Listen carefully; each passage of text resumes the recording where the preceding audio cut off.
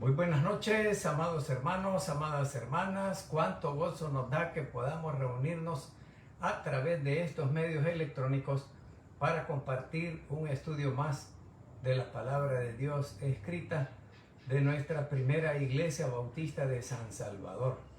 En esta ocasión estamos realizando estudios relativos a la época llamada Cuaresma, los 40 días previos a la muerte de nuestro Señor y Salvador Jesucristo, ocurrida en la fecha que para nosotros es el Viernes Santo. En el pueblo judío es el Viernes de Pascua, la semana de Pascua, la semana de la fiesta más importante del pueblo judío. Ellos tienen 5 fiestas a lo largo del año que fueron dictadas por Dios mismo, pero tienen otras 2 que fueron añadidas por el pueblo judío.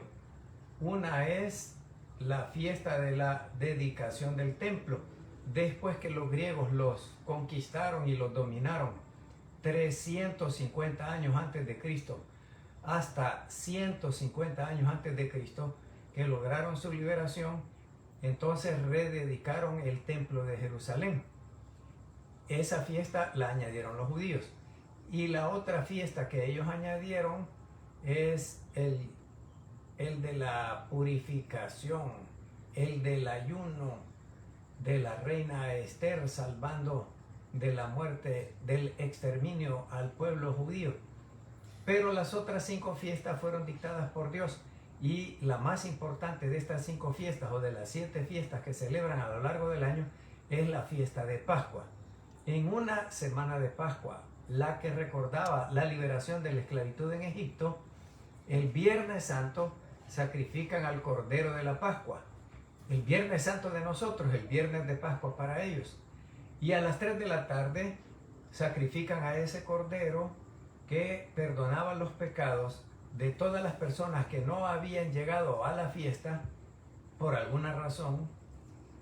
Entonces sacrificaban ese Cordero para perdonar los pecados del sumo sacerdote y de todo el pueblo que no había llegado a la fiesta. Pues ese día viernes murió nuestro Señor y Salvador Jesucristo exactamente a las 3 de la tarde, hora en que era sacrificado el Cordero de la Pascua. Y los evangelios nos narran una sola fiesta de Pascua cuando murió nuestro Señor. Pero el Evangelio de Juan narra 3 fiestas de Pascua. Entonces, estos acontecimientos anteriores a la muerte del Señor Jesús ese día viernes es lo que se conoce como Cuaresma, 40 días antes de la muerte de nuestro Señor Jesucristo. En una de estas fiestas de Pascua ocurrió lo que vamos a ver aquí en el Evangelio de Juan, que en los otros evangelios ocurrió en la última fiesta de Pascua del Señor. Juan dice que fueron 3, pero Juan tiene este relato al puro principio de su evangelio, en el capítulo 2, del 13 al 17, lo que conocemos con el subtítulo de la purificación del templo, y los otros evangelios relatan que fue en la última fiesta de Pascua. Sea como fuere, vamos a ver el tema: la violencia engendra violencia. Es como una ley, hermanos, hermanas. La gente le llama la ley de la compensación, la ley de la retribución, la ley del boomerang, la ley del karma. Pero la Biblia le llama la ley de la siembra y la cosecha. ¿Qué significa esto? Que todo lo que sembramos cosechamos. Es una ley que se cumple en todo tiempo, en todo lugar, con todas las personas del planeta, no importando su capacidad económica, sus posesiones materiales, su título académico, el color de la piel, el color del iris de los ojos. No importa, la ley de la siembra y la cosecha se cumple exactamente, sin variación, a lo largo de los años y en todo tiempo, en todo lugar. La ley de la siembra y la cosecha. Entonces el título es una frase conocida por todos: la violencia engendra violencia. No hay otra alternativa. Se sembró violencia, se cosecha violencia. Eso vamos a ver hoy, basándonos en este pasaje del Evangelio de Juan, capítulo 2, del 13 al 17, que leo para ustedes sin más preámbulos. Juan, capítulo 2, del 13 al 17. Estaba cerca la Pascua de los judíos, y subió Jesús a Jerusalén, y halló en el templo a los que vendían bueyes, ovejas y palomas, y a los cambistas allí sentados. Y haciendo un azote de cuerdas, echó fuera del templo a todos, y las ovejas y los bueyes, y esparció las monedas de los cambistas, y volcó las mesas. Y dijo a los que vendían palomas: quitad de aquí esto, y no hagáis de la casa de mi padre casa de mercado. Entonces se acordaron sus discípulos que está escrito: el celo de tu casa me consume. Gracias, Señor, por tu palabra escrita, porque podemos recordar con exactitud los acontecimientos ocurridos hace 2000 años en el ministerio público de nuestro Señor y Salvador Jesucristo. En aquella fiesta de Pascua, el celo por el templo de Jerusalén, conocido como la casa de Dios, encendió la ira divina de nuestro Señor Jesús y armó un escándalo, y también sembró con esa acción de violencia la violencia que le retribuirían sus enemigos. Líbranos de caer en violencia, empezando por nuestra casa, siguiendo en el vecindario, siguiendo en el lugar de nuestro estudio y trabajo, y cuando nos conducimos en el tráfico, ya sea en automóvil propio o en transporte público, porque la violencia engendra violencia. Lo estamos viendo en los Estados Unidos de Norteamérica, imponiendo sanciones económicas, impuestos más elevados a todos los productos que compran ellos, y los otros países han hecho lo mismo. La violencia engendra violencia, es violencia económica, le llaman guerra económica. Los chinos dijeron ayer: vamos a pelear por nuestros derechos económicos hasta las últimas consecuencias. Y las mismas sanciones que Estados Unidos le impuso a sus productos, China le ha impuesto a los productos de los Estados Unidos. No sabemos en qué va a parar esto, pero no será nada bueno. El príncipe de la paz, tu Hijo, nuestro Señor y Salvador Jesucristo, debe reinar en nuestros pensamientos, sentimientos y acciones. En el ambiente individual, familiar, vecinal, estudiantil, laboral y en las naciones también. Hace falta que prediquemos más el evangelio del reino tuyo y que lo vivamos más en el mundo entero. Da tu bendición a cada hermano y hermana de acuerdo a su propia necesidad, que puede ser económica, que puede ser física, que puede ser material o espiritual. Recordamos a nuestro hermano Roger Esaú Sarabia para que se recupere totalmente de la operación de su rodilla derecha, y a nuestra hermana Tanchito por los medicamentos que le serán aplicados por causa de su enfermedad, que le restauren la salud también, y a cada uno de nosotros de acuerdo a nuestra propia necesidad. En el nombre de Cristo Jesús nuestro Señor. Amén. Amadísimos hermanos y hermanas, aquellos de ustedes que son mayores de 40 años, han de recordar que la Cuaresma, estos 40 días previos a la muerte de nuestro Señor Jesucristo, y todos los acontecimientos de la Semana Santa ya no son celebrados de la misma manera que eran celebrados cuando éramos niños. Y si tenemos 60 años o más, todavía lo recordaremos que la música que se escuchaba en las pocas estaciones de radio era solo música religiosa de Semana Santa. La transmisión de la televisión, todo era alusivo a la época de Cuaresma o Semana Santa. Los papás y los abuelos que vivían en la misma casa no dejaban que los hijos y los nietos jugaran juegos de violencia. Lo regañaban a uno porque estuviera martillando.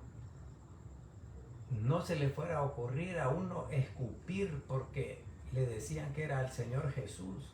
Si estaba martillando, le decían que estaba clavando los clavos de la cruz a Cristo. No podía correr porque le decían que la tierra se abriría y lo tragaría a uno. Se abstenía de comer carne roja, de pollo, solo pescado o mariscos. Y ahora, hermanos, hermanas, en el año 2025, ni por asomo es celebrada la Cuaresma ni la Semana Santa como en aquellos días. Algunos dicen que ya no se respeta como antes esta época de Cuaresma y de Semana Santa. Parece que el cristianismo va perdiendo terreno, va perdiendo respeto en el mundo entero. Los templos cristianos en Europa, Estados Unidos, se van convirtiendo en museos, en bibliotecas, en librerías, en escuelas, en oficinas del gobierno. Desde que aquel filósofo alemán Friedrich Nietzsche dijo que Dios estaba muerto, incluso en Alemania se mandó a hacer un acta de defunción con la muerte de Dios. Entonces el ateísmo ha ganado terreno, espacio en la mente, los sentimientos y la práctica de vida de muchas personas en el mundo entero. En los Estados Unidos hay una sociedad de ateos.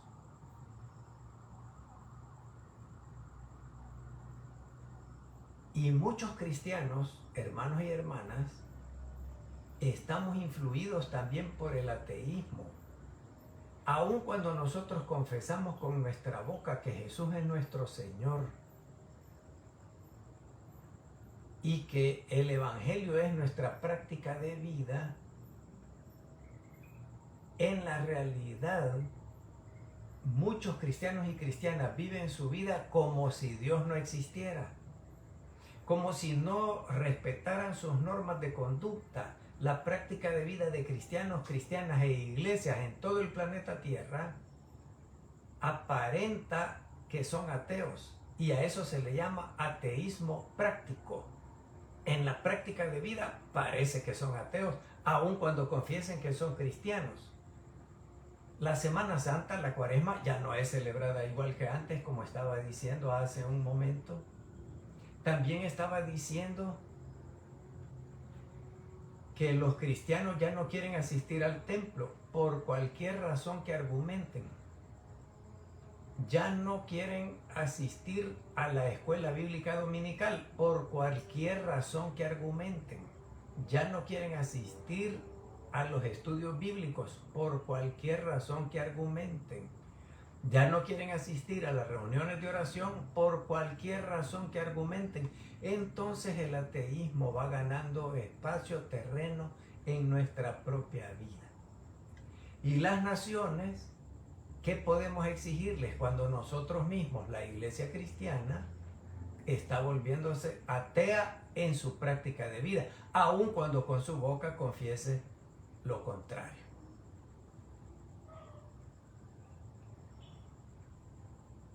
A los que son más piadosos con el cristianismo, ya no se les enseña ni se pone en práctica el hecho, la enseñanza de ser pacífico. Una persona pacífica es una persona tranquila, sosegada, que evita los conflictos a toda costa. Eso es una persona pacífica. Y Ya no se le enseña que sea pacifista o pacificadora. A lo que se le da mucho valor en el ambiente donde Dios es el rey, en el reino de Dios, se le da mucho valor a ser pacificador. De acuerdo a la definición de la Real Academia de la Lengua Española, una persona pacificadora es una persona que ama la paz. No hay nada mejor que vivir en paz, como tantas veces le repito yo. Aquella paz que se gozaba en el huerto del Edén antes de la entrada del pecado en el escenario del mundo. La persona pacífica, tranquila, sosegada, que evita los conflictos a toda costa, es un poquito diferente de la persona pacificadora, porque la pacificadora ama tanto la paz que actúa para evitar los conflictos. El pacífico se queda relajado, sosegado, tranquilo, evita conflictos, calladito me veo más bonito, pero no actúa de ninguna manera para evitar un conflicto donde quiera que lo vea. Ya no digamos entre las naciones. Eso es ser un pacificador. El que ama tanta la paz que actúa para abolir la guerra entre las naciones, para evitarla como medio de solucionar los conflictos entre las naciones. Así que, amadísimos hermanos y hermanas, vemos que la violencia engendra violencia. Ya les mencioné algunos ejemplitos. Y los pacificadores, por nuestra vocación, por nuestro llamamiento a ser pacificadores, como está escrito en el Sermón del Monte, Mateo capítulo 5, 6 y 7, lo que se le da valor en el ambiente del reino de Dios, en un ambiente de relacionamiento humano donde se comprueba que Dios es el Rey. Eso es el mensaje central de nuestro Señor y Salvador Jesucristo. Y uno de esos valores, algo que se le da mucho valor, es ser pacificador. Probablemente estamos perdiendo nuestra vocación, nuestro llamamiento, nuestra enseñanza, nuestra práctica de vida pacificadora por tanta película violenta que vemos, por tanta serie de violencia que vemos en la televisión. Ahora casi ya no vamos al cine. Aquí en El Salvador nosotros también vivimos una guerra entre salvadoreños. Ni siquiera fue contra otra nación. Fue entre nosotros mismos, porque unos tenían una idea de gobernar a la nación y otros tenían otra idea de gobernar a la nación. Y no pudiendo dialogar para superar el conflicto, nos fuimos a la guerra. Murieron más de 80,000 personas. Desaparecieron como 12,000 personas. Y la economía se atrasó 12 años o más. El odio, el rencor todavía existe entre los dos bandos opuestos. Se trasladó al escenario de los partidos políticos lo que antes estaba en el escenario de las montañitas escasas de nuestro país.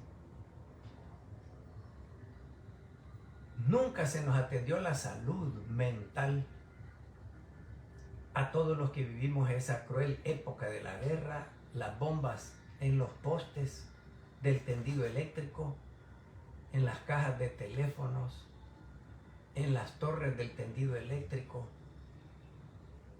Vaya, ni siquiera quiero acordarme de esa época.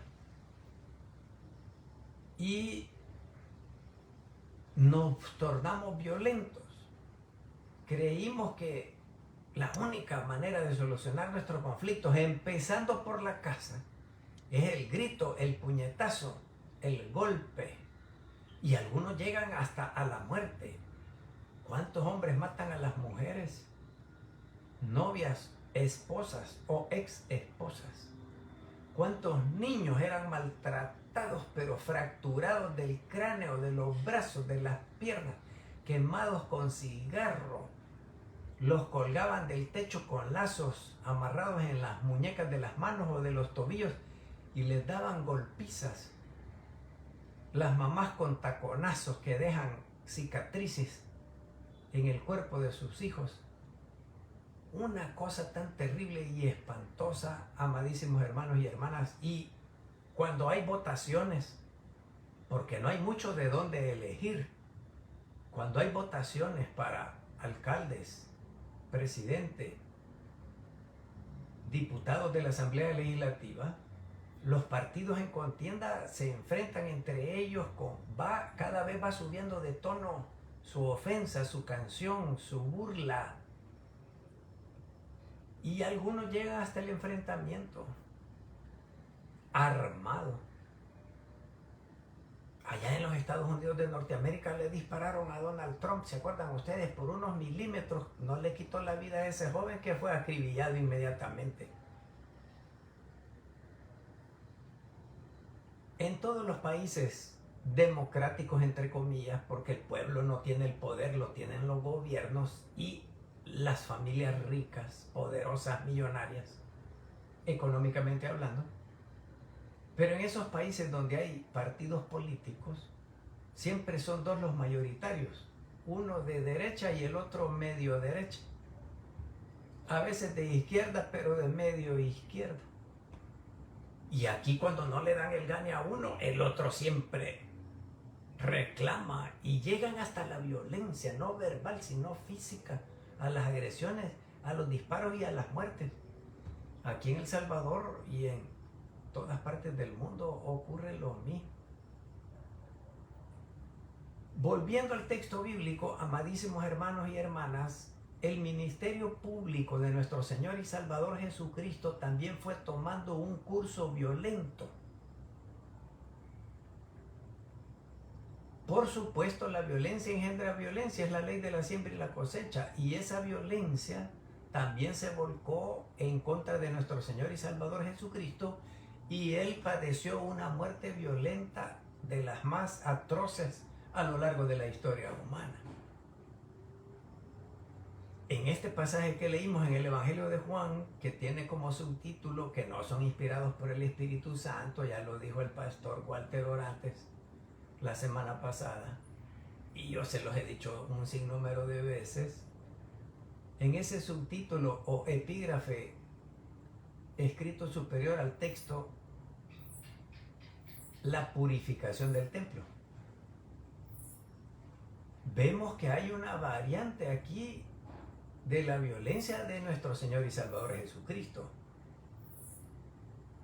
Hizo un azote de cuerdas, un látigo.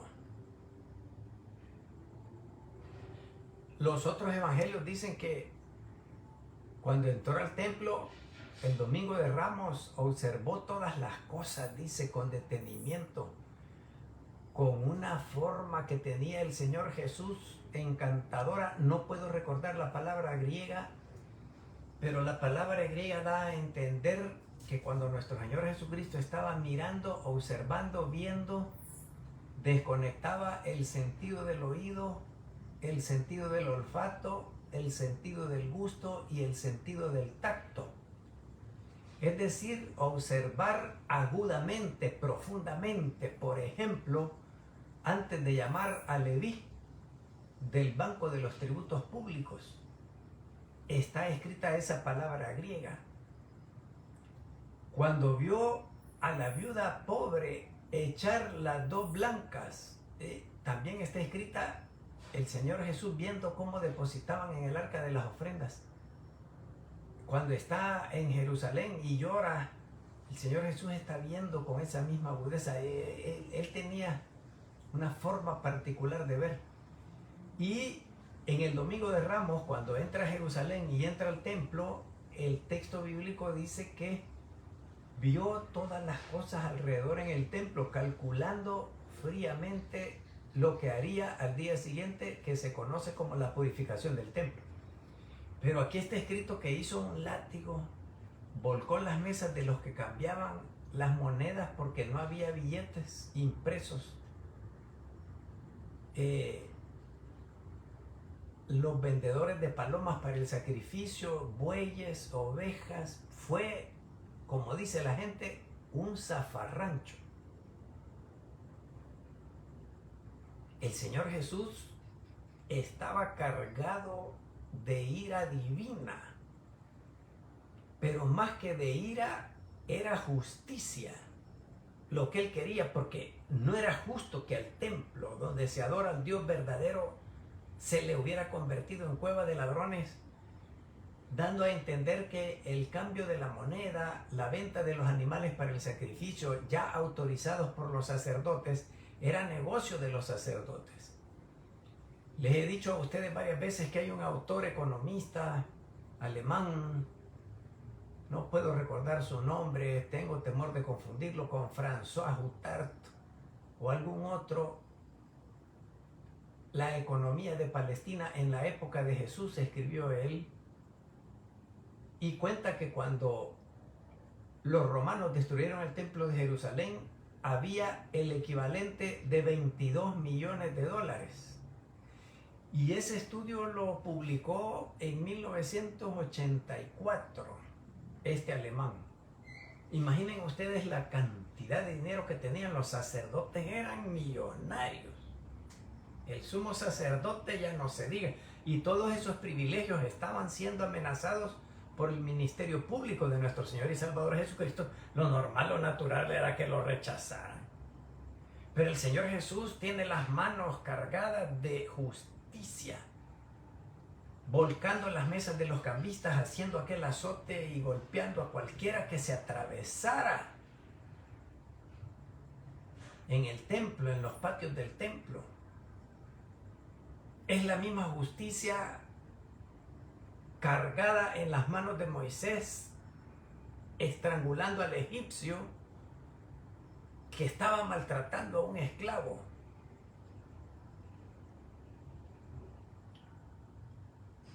Entonces, amadísimos hermanos y hermanas, la violencia de nuestro Señor y Salvador Jesucristo desatada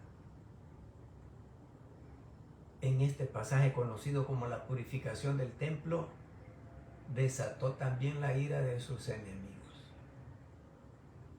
Y el final no podía ser más que violento.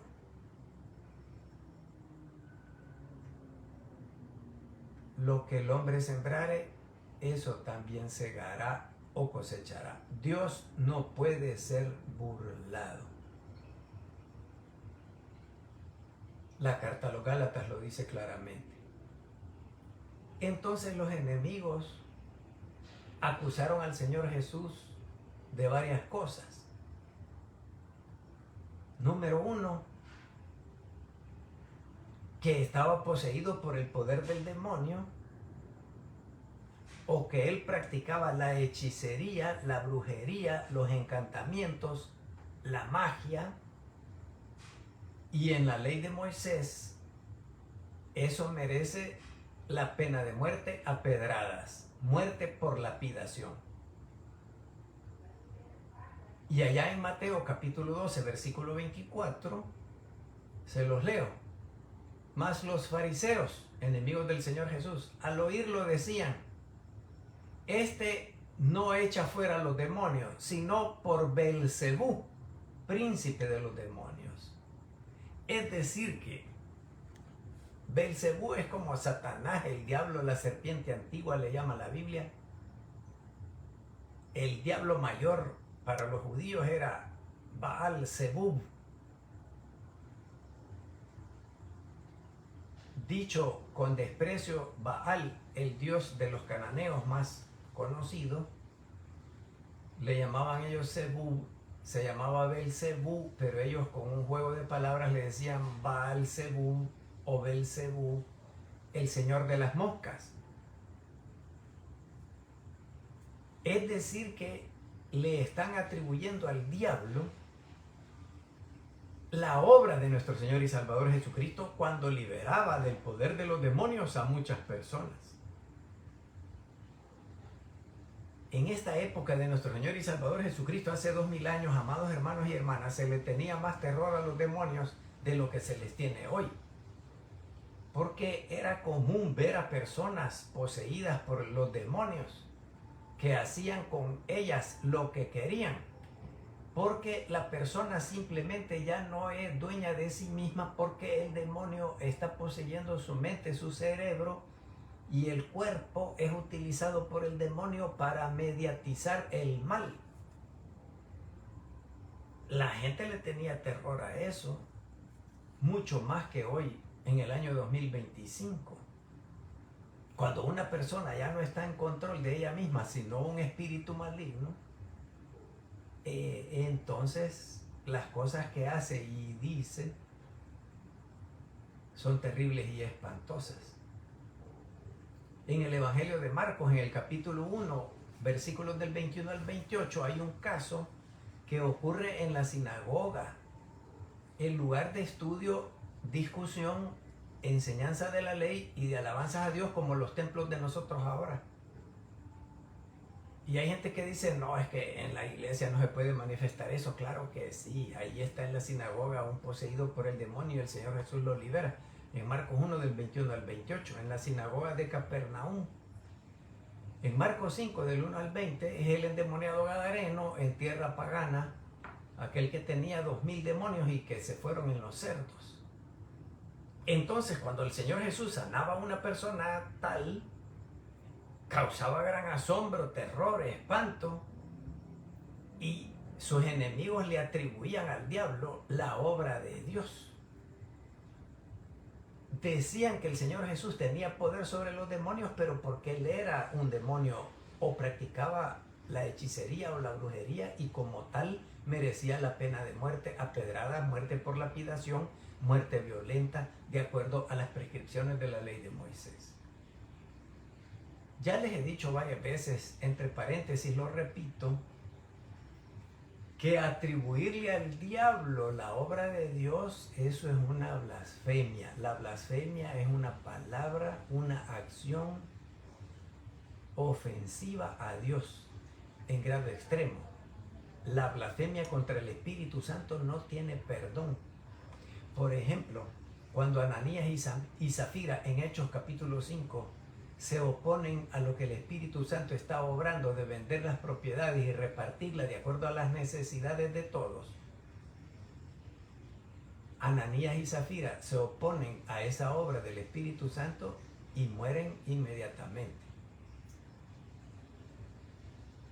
Atribuirle al enemigo de nuestras almas la obra del Espíritu Santo es lo mismo que la obra de Dios. Eso es una blasfemia. Por eso les he dicho hasta cansarlos, nunca anden diciendo esta iglesia se va a salvar, esta no se va a salvar, esta persona se va a salvar, esta no se va a salvar, porque ustedes no saben, no son jueces, solo Dios es juez. Ni el Señor Jesucristo es el abogado defensor, ni los ángeles del cielo. Es Dios el único juez que está sentado en el trono, y cuando yo emito un juicio de quién se va a salvar, qué iglesia se va a salvar, le estoy quitando a Dios del trono y me estoy sentando yo. Eso es una blasfemia. Y podemos equivocarnos porque el trigo y la cizaña son tan parecidos, la única diferencia es cuando dan el fruto. El trigo da trigo y la cizaña no da nada, no da fruto, pero los tallos son iguales. Entonces uno puede confundirse, por eso Dios no nos ha permitido que los cristianos y cristianas juzguemos a los demás. El mismo error de los fariseos, juzgando al Señor Jesús, atribuyéndole al demonio la obra de Dios, cometemos nosotros hoy en nuestro tiempo. Segunda acusación contra el Señor Jesús, violenta, que produjo violencia contra él hasta llevarlo a la muerte. Este blasfema en contra de Dios, dice palabras que están en contra de la voluntad de Dios. Esa fue la segunda acusación. La primera, que estaba poseído por el demonio. La segunda, que era falso profeta. Alguien que decía que hablaba en nombre de Dios y no estaba hablando en nombre de Dios. En Marcos capítulo 2 del 1 al 7 hay un ejemplo de aquel amigo al que sus 4 amigos lo descendieron por el techo. Ustedes ya conocen de memoria la historia. Y cuando nuestro Señor y Salvador Jesucristo dijo, tus pecados te son perdonados, blasfemia ha dicho. ¿Quién puede perdonar pecados si no solo Dios? Y la muerte para el blasfemo estaba escrita en la ley de Moisés. La muerte para el que aparentara ser profeta verdadero de parte de Dios y que fuera falso, también era la muerte, la condena para el falso profeta. Así que hay dos condenas a pena de muerte en la obra de nuestro Señor Jesucristo. Allá en Marcos capítulo 14, del 62 al 65, los ancianos, el Sanedrín, que gobernaba el pueblo de Israel económica, política, militar, religiosamente, económicamente, el Sanedrín, cuando llevan a juzgar a nuestro Señor Jesús, también lo acusan de blasfemia. Cuando nuestro Señor Jesucristo pronunció las palabras: veréis al Hijo del Hombre sentado a la diestra de Dios y después descender del cielo con él. Blasfemia, ha dicho. ¿Qué más acusación necesitamos? Ya es reo de muerte. Lo escuchamos todos, dijeron los 71 ancianos. Muerte violenta.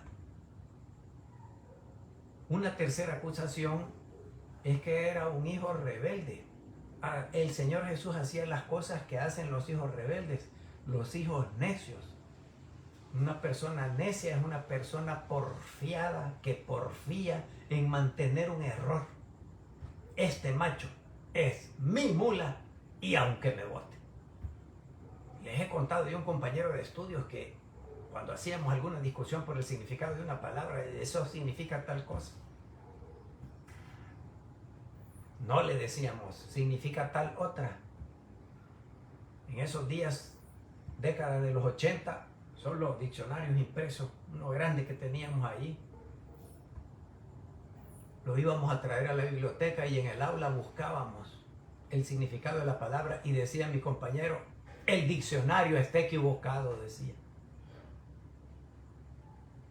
Eso es ser necio, rebelde, porfiado en mantener un error a toda costa como de lugar. Como cuando le descubren una mentira a uno y tienen que inventar una mentira más grande tratando de tapar aquella que ya le descubrieron.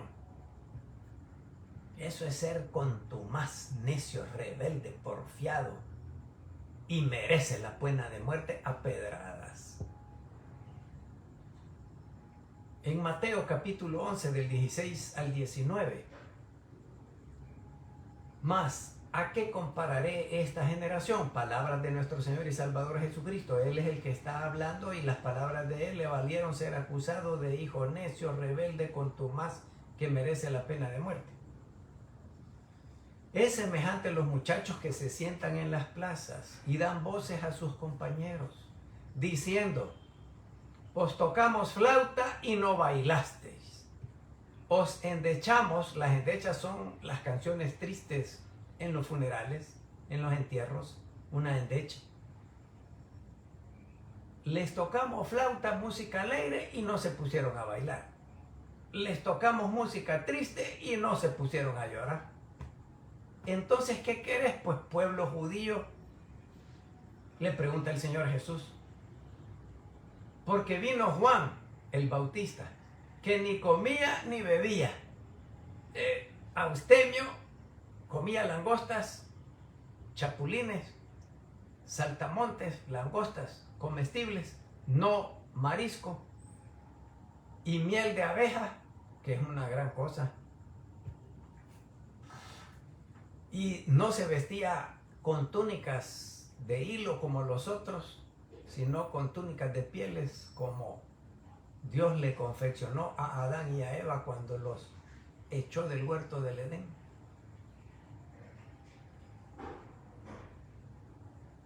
Vino Juan que no comía ni bebía y decían: demonio tiene. Fíjense lo que decían los judíos de la época del Señor Jesús respecto de Juan el Bautista. Y ahora viene el Hijo del Hombre, que era él. Así se llamaba él mismo. El único título que él aceptaba para llamarse a él mismo era el Hijo del Hombre, tomado allá del profeta Ezequiel. El Hijo del Hombre come y bebe con los pecadores, con los publicanos, los cobradores de impuestos. Y entonces dicen los judíos del Señor Jesús: he aquí un hombre comilón y bebedor de vino. Le encanta empinar el codo. Amigo de publicanos, los enemigos públicos número uno del pueblo judío, porque cobraban los impuestos para Roma y le robaban a la gente, le cobraban más de lo que debían. amigo de publicanos y pecadores. Entonces eso de ser comilón y bebedor es una actitud propia de un hijo rebelde, necio, contumaz, que merece la pena de muerte. Allá en el Deuteronomio capítulo 21, los versículos 20 al 21, ustedes lo leen en su casita si es que quieren crecer en conocimiento o recordar el conocimiento que ya tienen, en donde se le quita la vida a los hijos rebeldes. Ya van 3 acusaciones en contra de nuestro Señor y Salvador Jesucristo que ameritaban la pena de muerte violenta. Amadísimos hermanos y hermanas, la violencia que el ser humano ha ejercido desde Caín matando a su hermano Abel hasta el año 2025, como lo vemos en la guerra de los israelitas contra los palestinos y de los rusos contra los ucranianos, y que hemos visto a lo largo de la vida de cada uno, de acuerdo a los años de vida que tenga, ya ha sido testigo de una guerra en el mundo, se va a terminar esta y van a inventar otra en cualquier parte del planeta Tierra, porque somos una sociedad de consumo y las armas que se producen, que es una industria archirrequete contramillonaria, tienen que venderse. Y para que se vendan tiene que haber guerra. Esta violencia histórica, amadísimos hermanos y hermanas, debe terminar de una vez por todas. La violencia de nuestro Señor y Salvador Jesucristo purificando el templo de Jerusalén engendró más violencia en sus enemigos escribas, los que escribían la ley de Moisés y la memorizaron y eran consultados en aplicaciones de la ley de Moisés, y los fariseos, los más estrictos cumplidores de la ley de Moisés en las ciudades, porque los esenios eran muchísimo más estrictos cumplidores de la ley de Moisés, pero allá en el desierto, allá en las cuevas de Qumran, no vivían para no contaminarse con la gente de las ciudades. Y los ancianos líderes del Sanedrín, estrictos cumplidores de la ley de Moisés, porque creían que por su desobediencia a la ley de Moisés fueron llevados a la cautividad en Babilonia, a la esclavitud en Babilonia, y que por esa razón ahora tenían que cumplirla estrictamente para que Dios no los castigara como en el pasado. Ellos prefirieron ejercer violencia contra nuestro Señor y Salvador Jesucristo y llevarlo a la muerte. Muerte violenta. Como les dije al principio, nosotros los cristianos y cristianas del mundo entero, en el Sermón del Monte, tenemos un llamamiento de parte de nuestro Señor y Salvador Jesucristo para superar nuestros conflictos a través del diálogo y la negociación. Hablando se entiende la gente. Los animales y las bestias no dialogan. Las bestias sin razón. Los animales son más civilizados que muchos humanos, como canta Roberto Carlos y otros más. Y la negociación, ganar, ganar, no donde yo me impongo y me beneficio económicamente, sino que yo gano y tú ganas. Negociación, ganar, ganar en igualdad de condiciones justas. Eso está escrito en el Sermón del Monte. Los Estados Unidos de Norteamérica en este año 2025 no estarían produciendo esa guerra económica si tan solo practicaran esta enseñanza cristiana, el diálogo y la negociación, ganar, ganar, como dice un autor, Stephen Covey, en su libro Los 7 hábitos de la gente altamente efectiva. Así que nosotros los cristianos y cristianas somos pacifistas y pacificadores. Pacifistas porque somos tranquilos, sosegados, evitamos cualquier conflicto, y pacificadores porque amamos tanto la paz que hacemos algo para que haya paz en cualquier conflicto donde lo veamos. Por tanto, amadísimos hermanos y hermanas, En lugar de reproducir nuestras convicciones políticas de partido en nuestros hijos que están viviendo una época diferente a la que nosotros vivimos y no tienen por qué sudar nuestra calentura, que para ellos es ajena, en lugar de andar imponiendo con nuestros amigos y conocidos nuestros propios puntos de vista y lo hacemos de manera hasta violenta, lo que vamos a cosechar es violencia y se van a convertir en nuestros enemigos y querer cobrar venganza contra nosotros. En esta época de Cuaresma y durante todos los días de nuestra vida, amadísimos hermanos y hermanas, vivamos el cristianismo, vivamos el reino de Dios, creemos un ambiente donde Dios es el rey. Y un distintivo de ese ambiente es la paz entre los esposos por el amor de Dios, entre los papás con sus hijos, entre los hijos y sus propios papás, entre los hermanos de carne y sangre, con sus vecinos y vecinas que viven enfrente, atrás o a la par de ustedes, al lado derecho o al lado izquierdo.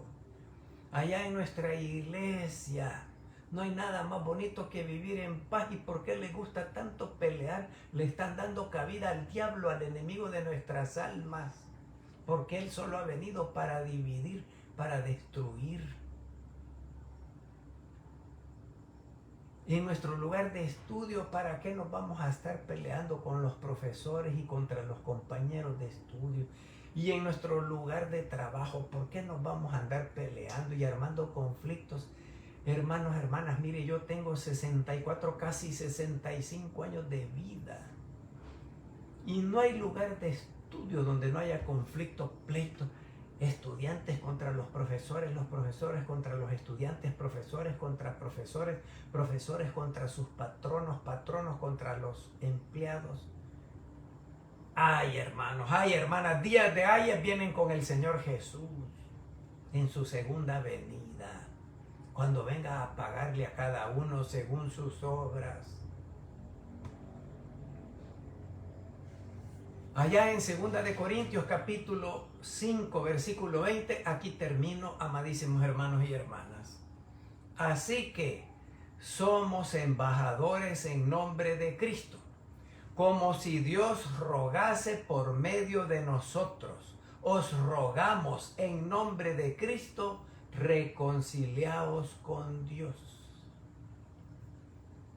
¿Por qué usted, hermano, hermana, amigo, amiga, se convertirá en enemigo o en enemiga de Dios a través del pecado? ¿Por qué prefiere estar en guerra contra Dios y en guerra contra todos los que se le ponen enfrente? Hoy es un buen día para hacer la paz con Dios, creyendo en Cristo como nuestro Señor y Salvador, aceptando el sacrificio de Cristo en la cruz del Monte Calvario, limpiándonos de todo pecado, prometiéndonos la vida eterna en su reino. Hoy que estamos en época de Cuaresma, 40 días antes de la muerte redentora de Cristo, hoy es un buen tiempo para creer en Cristo como Señor y Salvador.